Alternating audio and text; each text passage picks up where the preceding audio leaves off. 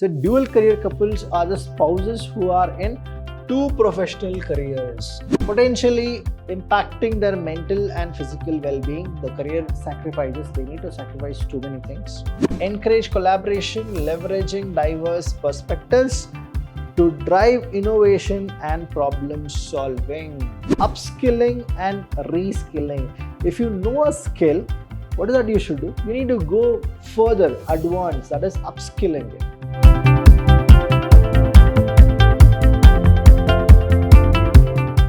Hello everybody, a warm welcome to one and all. I'm Abhilashandra from the Department of Commerce and Management in Vidhyaashram First Aid College, the Temple of Excellence. Welcome to all the students for the 5th unit. That's all about the recent trends in diversity management. So what exactly the recent trends are there in diversity management? See, the 3rd unit, when we went with more of diversity management, we also saw that nowadays, the 21st century, post-COVID, what exactly are things which are happening? So this recent trends, let's go and watch what exactly they are. So first is emerging global trends. Now, emerging global trends, in that, please do understand, this might come for 10 marks or 15 marks. So I always anticipate this question for 10 marks. Upskilling and reskilling. See, there are 3 things which we need to understand as a student and as a manager, right? The first thing is we need to learn. Second thing is unlearn. See, when you learn properly, there are few things which you would have learned, but it is not proper. So what is that you should do? You should unlearn it. And the third one is called relearn. Learn the right way. So that is what? Learn, unlearn and relearn. The same way, the recent trend, emerging trends, that is the first thing is upskilling and reskilling. If you know a skill, what is that you should do? You need to go further, advance, that is upskilling it, right? And always whenever you feel like you need to reskill your things, only then the company will be profitable, you will be in a profitable, and productivity will be more. So here, upskilling refers to the process of enhancing employees' existing skills, while reskilling involves learning new skills to move into a different role or industries. So that is what you are supposed to understand. And the second one we have is a remote workforce. Now here, COVID-19 pandemic, what really happened, we have also gone with work from home. The same way, the workforce, if you go to, that is WFO, here the COVID-19 pandemic has accelerated the trend of hiring a remote force, that is the workforce.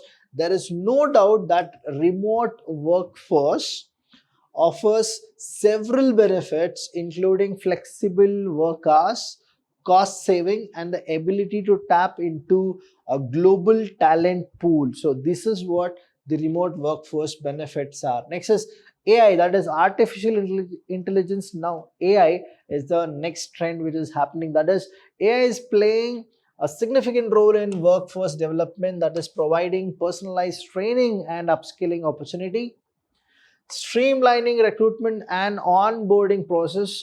AI can also help in automate routine and repetitive tasks, allowing employees to focus on more complex and creative work. Then the fourth one is emphasize on diversity and inclusion. See, inclusion is one topic and diversity is another topic where we have spoke more about the workforce. That is it is very important, and companies are recognizing the value of diverse workforce.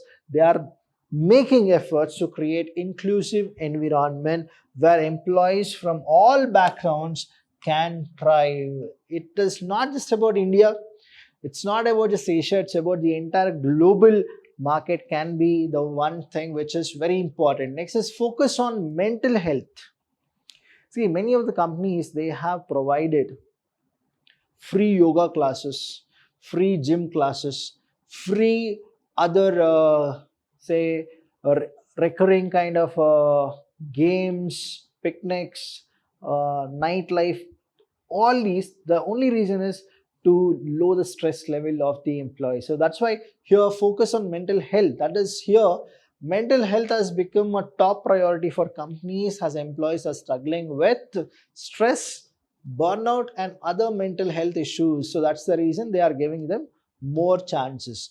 Empowering of non-traditional workers. There is a growing trend of non-traditional workers such as gig workers. That is, a gig worker is someone who works short-term or project-based jobs as an independent contractor. So it is called gig worker, who earns wages on a per job as per task basis, typically for short-term works only. So that is what they are going with, empowering of non-traditional workers. Next is personalized. Now please understand here, personalized learning and development, there if you go with it, it becomes a critical aspect of workforce development. That is, it involves tailoring learning and development programs, enhancing digital transformation. That is, digital transformation can play a significant role in the workforce development by enabling organization to create more efficient, flexible and agile work environment. So this is a very, very important topic. 8 points we have already covered. The ninth one we have is prioritizing employee well-being. So that is a main thing in emerging trends. That is creating a healthy workforce. That is a workplace culture that promotes mental and physical wellness, work-life balance and positive work environment. So these are the very important topics which you are supposed to know. Next is focus on employee engagement. See, employee engagement nowadays is very, very important. Employee engagement is vital to a company's success. Engaged employees are more productive, committed to their work and innovative. So companies are investing in programs and initiatives to increase employees' engagement, such as recognition and reward programs, employee development opportunities, flexible work arrangements. So only then the employment engagement and the employee engagement will be more effective. Next is dual career. Now please understand, whenever we go with the word dual, please don't get confused. Now dual career couples. So dual career couples are the spouses who are in two professional careers. Dual career couples are defined by Hester and Dickerson as two committed individuals, each with their own professional career. So nowadays, the number of dual career couples is increasing. Having dual career certainly provides extra income for the family, raises the standard of living, and offers many other financial benefits. However, it can also detract from personal moments and create imbalance in the personal lives of the couple. So if the husband and wife both are working in a different thing, we call that as what? Dual career couple. So what are the advantage here? The first thing is financial stability. Yes, true, very true. They will have more money. So because both of them will be earning. Second is professional fulfillment. They'll be both busy in their own professional lives and they know what they are supposed to do and what they are not supposed to do. Shared responsibility. They can share the responsibility because both of them are working and financially they are stable, and they'll have that certainty that they are not left behind. So that is why shared responsibility. Next is mutual support. See, if the husband or the wife, any one of them loses the job also, the mutual support will be there. Role modeling. Now dual career couples can serve as positive role model for their children, demonstrating the importance of education, career advancement and gender equality in the workplace, because the mother and the father both are working. So the mother can also say that because I studied and my husband supported me, now I'm working. So that's the reason gender equality is also achieved in the dual career couples. Now what are the disadvantages? Work-life balance struggles, because balancing two demanding careers all alongside family obligation can lead to significant stress and strains on both the partners, potentially impacting their mental and physical well-being. The career sacrifices, they need to sacrifice too many things. Increased pressure, limited flexibility. Now please understand here, increased pressure when we go with it. Dual career couples may feel pressure to excel in both their professional and personal lives, leading to feeling of guilt and inadequacy. Limited flexibility. Juggling two careers can limit the flexibility to pursue personal interests like travel and etc. So they can't have that me time or the time for us. They will not have that. Next is cultural issues will happen. That is cultural issues in international working of work-life balance. So here cultural issues play a significant role in international work environment, especially when it comes to navigating work-life balance. The concept of work-life balance itself, along with how it is achieved and prioritized, can vary significantly across different cultures. This variance can lead to misunderstanding, stress, and challenges for both employees and organizations operating in global contexts. See, this can be a 2 marks question, so please make yourself feel comfortable. Any doubt you have, you can ask us. We're always there to help you. Next is cultural issues in international working of on work-life balance. The first thing is attitude towards work. There will be a problem. Family and social dynamics, workplace expectation and policies, communication and conflict resolution style, technology and globalization will also be a problem. Managing multicultural, how anybody can actually manage. The first thing is managing multicultural teams involves fostering understanding, respect, and synergy among diverse members. Cultivate cultural awareness, acknowledging and valuing differences while emphasizing shared goals. Clear communication. See, clear communication is a myth in any organization. You can never achieve 100% clear communication, but you can attain few accuracy. So clear communication is paramount, considering varied communication styles and preferences. Embrace inclusive leadership, promoting equitable participation and decision making. Encourage collaboration, leveraging diverse perspectives to drive innovation and problem solving. So these are the very, very important one. Now, what are the strategies for managing multicultural teams? The first is cultural awareness and sensitivity. They should know. Clear communication should happen. The leadership should be inclusive. They need to include everybody when any decision is taken. Collaboration should be there.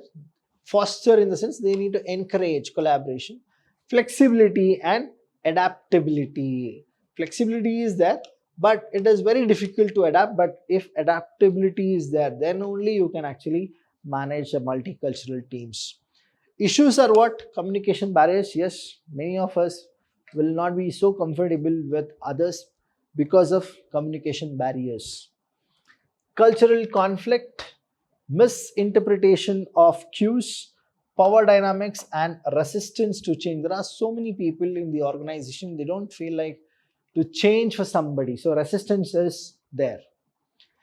Contemporary issues in workplace diversity. First is inclusion and belongings. Second is intersectionality. Next is unconscious bias. The same thing is repeated in the 4th chapter as well. Please go through the 4th unit. There you will understand more, because I've taken a lot of other things in the unit 4 where I have explained you what is inclusion and belonging, what is the intersectionality, and then unconscious bias. So you will learn more things there. I'll just have a recall for you what exactly it is. While diversity focus on representation, inclusion emphasizing creating an environment where everyone feels valued, respected and included. That is what inclusion and belongingness happens. Where here recognizing that individuals have multiple social identities such as race, gender, sexual orientation, disability, etc., and understanding how these intersect to shape. Despite efforts to promote diversity, unconscious bias can still influence hiring, promotion, and decisions making process. So there should be what? No bias. Bias should not be there. Representation in leadership, you need to make, or you should be a leader. So while there has been progress in diversifying the workforce, there is still a lack of representation of diverse group in leadership position. Accessibility and accommodation, ensuring that workplaces are accessible and accommodating for individuals with disability is essential for fostering inclusion. Remote work and virtual team, the shift to remote work accelerated by the COVID-19 pandemic has introduced new challenges and opportunity for workplace diversity. So that's a very, very important topic which you are supposed to know. Next is globalization and culture competence, diversity matrix, legal and regularity compliances. See here, if you go more about it, whenever we say globalization, it's all about what? As a workplace become increasingly globalized, culture competence is essential for effective collaboration and communication. Understanding and respecting culture differences while fostering an inclusive culture is crucial for success in diverse teams. So globalization, everyone are coming and they are working in different part of the nation, different part of the state, different companies. So here globalization and cultural competence is a must. Diversity matrix and accountability, if you go with it, while managing and many organizations have diversity initiatives in place, measuring progress and holding leaders accountable for diversity goals can be a challenging issue. And the last one here we have is legal and regulatory compliances. Now here, organization must navigate a complex landscape of laws and regulation related to workplace diversity, that is including anti-discrimination law, affirmative actions requirements, and equal pay regulations. Only then, right, the contemporary issues in workplace diversity can be achieved. Now here, please understand, when we go with anti-discrimination laws, right, still I'm not just saying in India, but many part of the world, right? Many countries, we have seen discrimination. It can be on basis of gender, race. It can be basis of the ethnic group where you belong. So all these will only end only when we think only about the well-being of organization and the personal goals. If it is achieved, only then people will not think about all these small issues. So any doubt regarding this chapter, please do call us. We are always there to help you. Thank you so much. I'll see you when I see you. Thank you.